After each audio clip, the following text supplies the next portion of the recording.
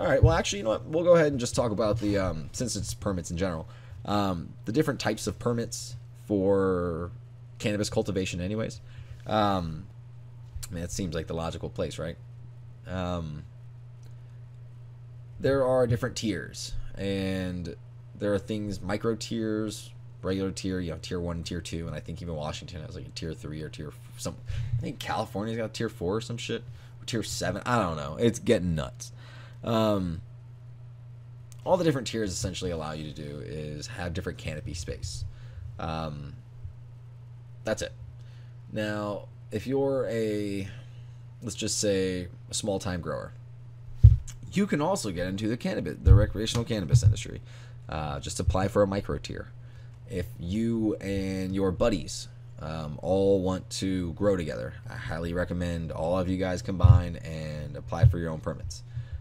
Whether you want to do a micro tier or collectively, have one piece of land, like 1 acre or something, and then divide it up into, all these different things, all these different grows. Like if you have, let's just say 1 acre, 40,000 square feet ish, on paper at least, of growing space, and you decide to divide that up into, 10 4,000 square foot canopy spaces.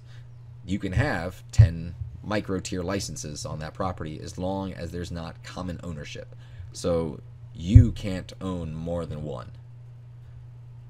You just can't own more than one. But it's an easy way for smaller growers to be able to jump into the market and not feel pushed out.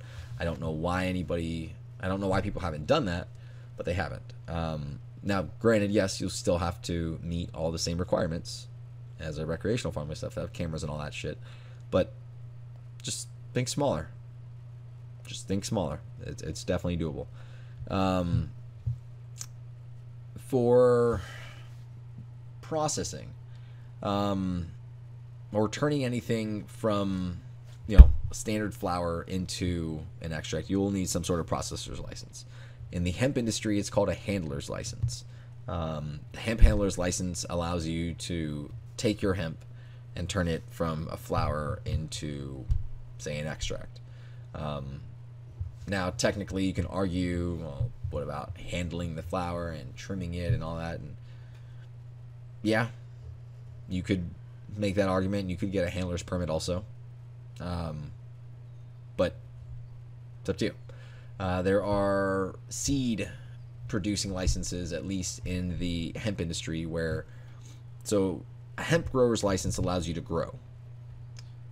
If you produce seed, you are allowed to keep the seed for yourself to regrow, but you are not allowed to sell the seed. For an extra, I think it's $120, you get like the seed producer registration permit added on, kind of. That allows you to sell that seed to everybody else.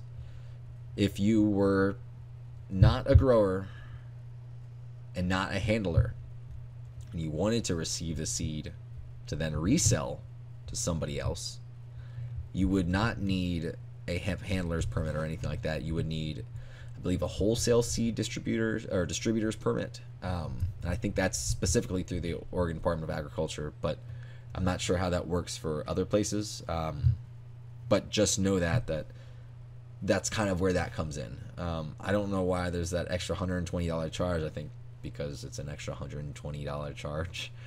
But there is a difference. So just know that if you are going to go the hemp route and you decide to specifically grow hemp and seed, you will need a seed producers or a seed registers or whatever. I guess enhancement, whatever the fuck you want to call it. I don't care. What else?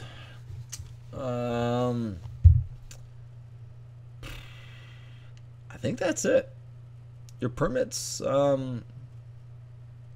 mean, once you've gotten this far, what's another application really? I mean, you're beyond jumping through hoops. You're beyond that. These are not hoops anymore. You're just doing what the fuck you got to do. But definitely look at your permits and verify that you have all of them prior to going forward.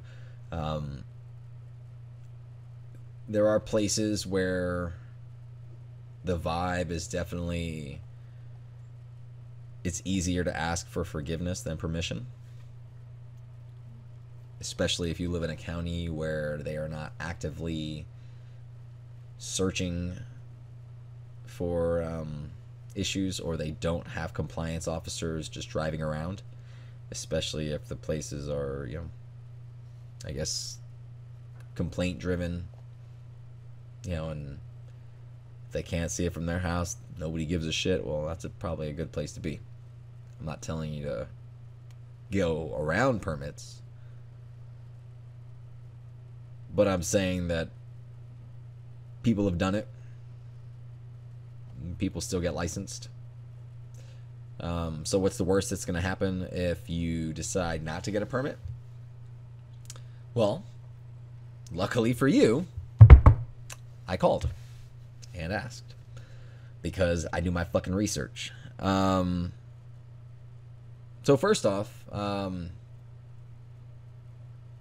nothing criminal. If you do not get, say, like an electrical permit or a building permit or something, and they find out midway, or you're 5 years down the road or something, and you're in mid-operation, and they're like, oh, you don't have a permit, do you? Well, they're going to send you a cease and desist letter, or basically something just telling you, all right, you just have to stop until you get your permit. That's it. So however you want to go about it is up to you, but that's why many just do what they got to do. Sometimes it saves money. Sometimes it doesn't. Shit. There are, I'm not going to even talk about it because I don't want to advocate for anything. That's about all I got for permits. That was step 5. Thank you for listening to How to Start a Cannabis Farm. Step 6 technically would have been application examples. But